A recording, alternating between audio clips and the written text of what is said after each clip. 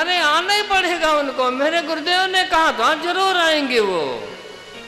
आज नहीं, कोई महात्मा ने रोक लिया, कल तो सुबह सुबह आ जाएंगे।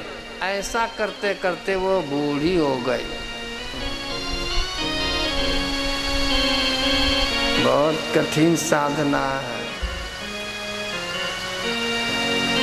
आसान नहीं, कांटों पे चल करके जाना पड़े। वर्षों की साधना आज उस सबरी की सिद्ध होती है। जब बैठी बैठी देख रही थी, प्रतीक्षा कर रही थी, दूर से आते हुए देखा उसने दो वीर पुरुष, एक सारा गोरा धनुष बाण लिए। समझ गई दूसरा कोई नहीं है, ये मेरे प्रभु ही आ रहे हैं। मेरे गुरुदेव ने कहा था, जो निशानी बताया था धनुष बाण है, एक सावरा दूसरा गोरा भी है, बिल्कुल सच वही है ये। लेकिन गुरु जी ने एक बात और कही थी, क्या? बिना पूछे कुटिया के अंदर आ जाए तब समझ लेना राम और लक्ष्मण है, क्योंकि राम के सिवा इस कुटिया के अंदर दूसरा पुरुष कोई आ ही नहीं सकता है। इसलिए बाहर बैठी थी, सीधे अंदर चली गई। राम तो सर्वयंतर्यामी है, सीधे कुटिया के अंदर प्रवेश किया। सबरी के सामने खड़े हुए, सबरी देख मैं आ गया। और सबरी देखती भी है नीचे से ऊपर तक। जब तक नहीं आए थे तब तक सोचती थी आएंगे, चरण धो लूंगी, फल खिलाऊंगी, फूल हार करूंगी। लेकिन जब आए तो बैठने को नहीं बोल रहे, कोई स्वागत नहीं करती। क्यों? क्योंकि जिस समय सबरी ने भगवान को देखा तो तुरंत उसको उसके गुरुदेव याद आ गए। सबरी को लगा ये तो मेरे गुरुजी ने आशीर्वाद दिया था, इसीलिए तो आए, नहीं तो इनको कहाँ फुर्सत थी यहाँ आने की। ये तो उनकी कृपा से आए। इसलिए जिनकी कृपा से आज हमको सब इधर का उधर ही उतर रहा है।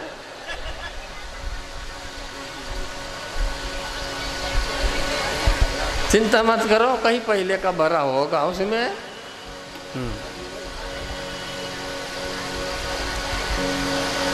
गुरु गोविंद दोनों खड़े, काके लागू पाए, बलिहारी गुरुदेव की जो गोविंद दीन लखाए। शरीर से बैठी रही, मन से मतंग महाराज के पास पहुंच गई और अपने गुरुदेव को प्रणाम कर लिया। उसके बाद जब भान में आती तब भगवान से कहा, विराजो प्रभु, पधारो पधारो, सुस्वागतम।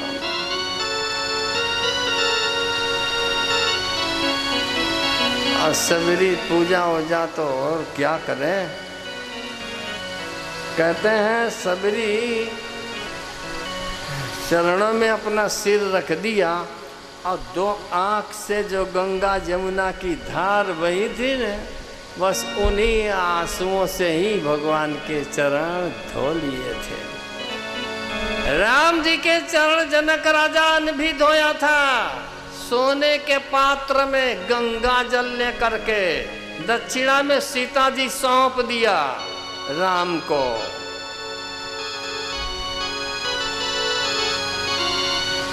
गंगा घाट वाले केवट ने भी जब चरण धोया था, लकड़ी के कथरोट में गंगा जल ले करके, वो अपने पूर्वजों तक के सबका उद्धार कर दिया। आज सबरी भी धो रही है, लेकिन कोई पात्र नहीं है उसके पास, ना कोई जल है, तो सिर ही रख दिया। इतना रोई, इतना रोई, इतना रोई, तो दोनों आंखों से जो आंसू गिरे थे, वही आंसुओं से ही भगवान के श्री चरणों का प्रक्षालन किया है। मैं तो जोगन वेश बनायो संवरिया तेरे लिए।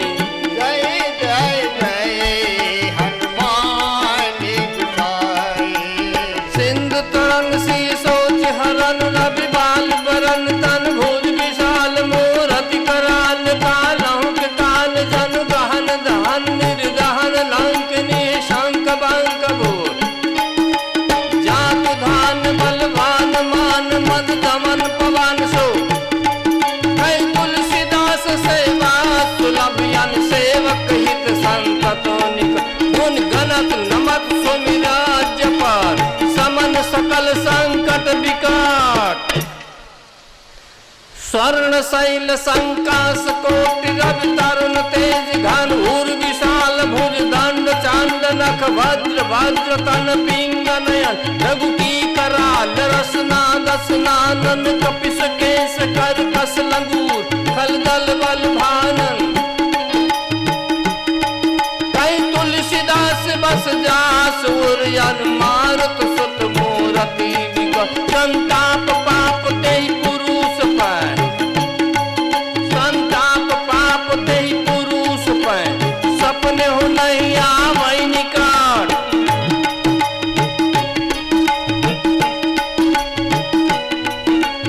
काज कियो बंदे वन के तुम भी महाप्रभु देख विचारो कौन सा संकट मोर गरीब को जो तुम सो नहीं जाते प्यारो बेगी हरो हनुमान महाप्रभु जो कछ संकट होई हमारो आबेगी हरो हनुमान महाप्रभु जो कछ संकट होई हमारो को नहीं जानत है जग में कभी संकट मोचन नाम तिहारों ने संकट मोचन नाम तिहारों ने संकट मोचन नाम।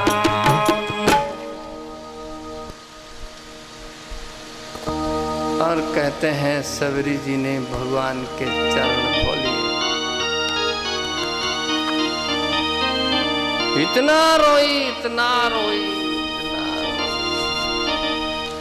भगवान ने कहा सबरी रोती ही रहेगी या मुझे कुछ खाने को भी देगी? मुझे भूख लगी है और तू रोना बंद नहीं कर रही। तो जो भी फल फूल लाई थी सबरी वो भगवान को देती खिलाती है। भगवान खाते जाते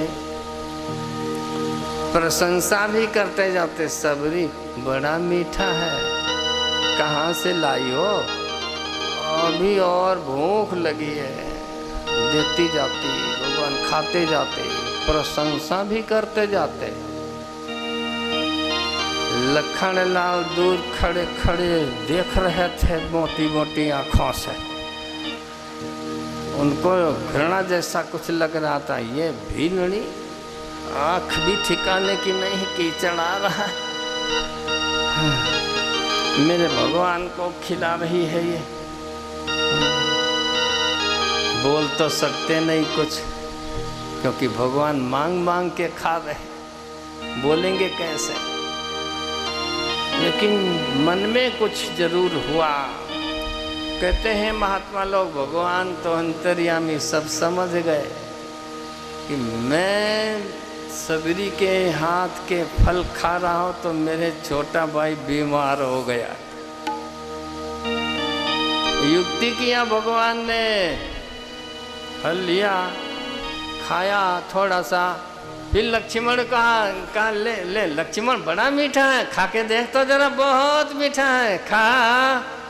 अब भगवान दे रहे हो तो मना भी कैसे करेंगे? ले लिया, ले तो लिया, खाया नहीं, पकड़े रहे, आंख बचा करके फेंक दिया। पर भगवान से छुपेगा कैसे? भगवान जान गए को मैंने दिया भी तो भी नहीं खाया। शायद मेरे भगवान ने उस दिन कहा होगा, लक्ष्मण खाना ही पड़ेगा, मेरे भक्त का तूने निरादर कर दिया है इसलिए खाना ही पड़ेगा, एक समय ऐसा आएगा तुझे खाना पड़ेगा। और कहते हैं वही फल धौलागिर पर्वत पर संजीवनी बूटी के रूप में अवतरित हुआ था। लखन को शक्ति लगी थी, हनुमान जी महाराज जब लाए थे तो उसी जड़ी की रस निकाल करके लखन को पिलाया गया, तब वो सजीवन हुए थे। तो महात्मा लोग विनोद में यूं कहा करते, वो जो जड़ी थी रस निकाला तो वो तो पिलाए लक्ष्मण जी को, वो सजीवन हुए। फिर जो कूचा बचा वो फेंक दिया राम जी ने, तो उसमें से बाचा निकल पड़ी कि बस महाराज काम निकल गया और फेंक दिया। बड़े स्वार्थी हो आप तो भगवान ने उस समय ये भी कहा होगा, इस समय तो फेंक दिया, तूने लक्ष्मण की मूर्छा तो उतारा इसलिए फेंक दिया, पर जा आशीष देता हूँ तुझे, कलयुग में तेरे में से कू निकल जाएगा। उस कूचा को कहा कू निकल जाएगा, चा बचेगी, इसलिए इस समय लक्ष्मण की मूर्छा उतारा, कलयुग में लोगों की सुबह सुबह की मूर्छा तो उतारता ही रहेगा। इसलिए जब तक चाय नहीं पीते तब तक डिम लाइट जैसा लगता, जब पीते हैं तो फुल लाइट आ जाती।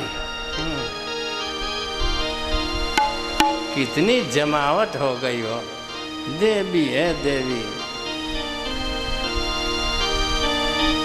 जय जय चा माता, ओम जय जय चा माता, तेरा दर्शन करवा, तारा दर्शन करवा, होटल में जाता। ओम जय जय चा माता, रक्त वरणनी मातु तून रक्त सदा पीती, मैया रक्त सदा पीती। हिंदू मुस्लिम सिख ईसाई बदा तारा गुण गाता। ओम जय जय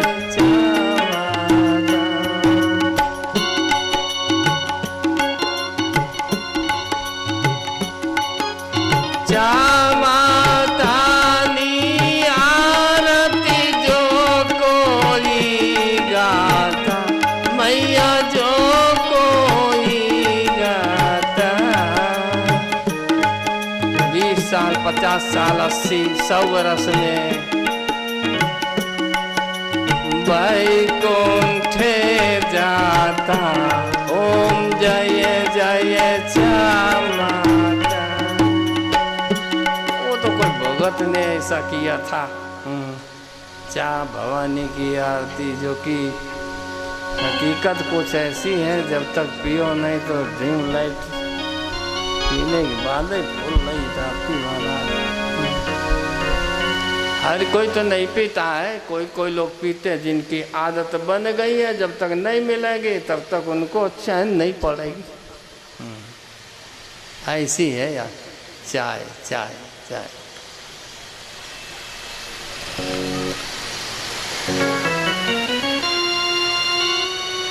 लखनलाल को सजीवन बनाया।